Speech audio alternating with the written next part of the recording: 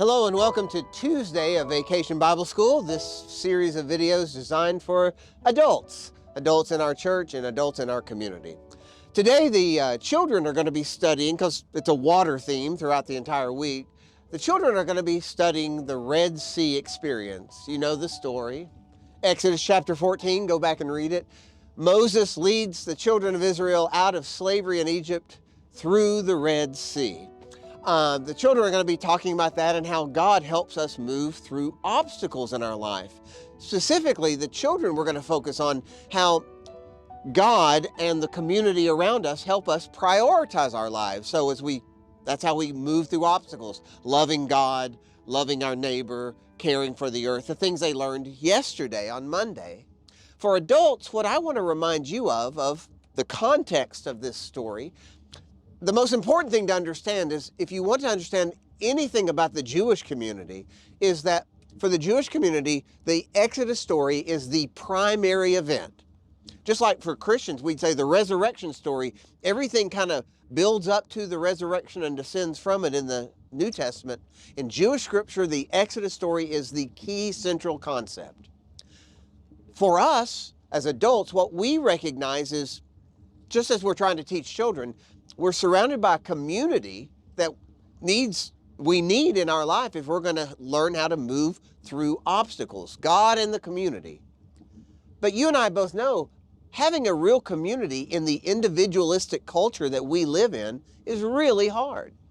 Who do you open up to? Who do you really share your life with? Who are you vulnerable with? You know, John Wesley, that was the whole basis of John Wesley's brilliance, was putting together small groups of people that would hold one another accountable and support one another. Sadly, the United Methodist Church has moved away from that kind of an experience. We do have small groups that are forming now around the concept of how can we support one another and how can we hold one another accountable. You tell me, what do you want me to hold you accountable for? Or in the small group, the last small group I was in, I was having a hard time doing a daily devotion. And so what I said was, every week when we meet, I want you to ask me, how are you doing on your daily devotion? I need that accountability. So here's the question I really want to pose to you today.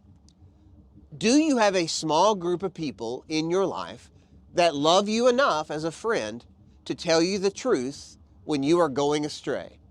Do you have a small group of people, 4 or 5? It's my personal belief that you can only have so many people that you really are sincerely honest with. Do you have that? Can you name them?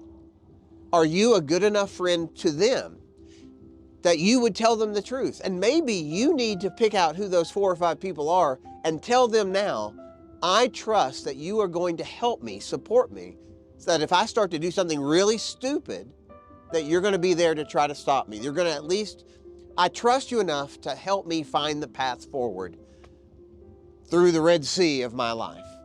So, I want to encourage you to think about that. Who is that spiritual group around you that can support you?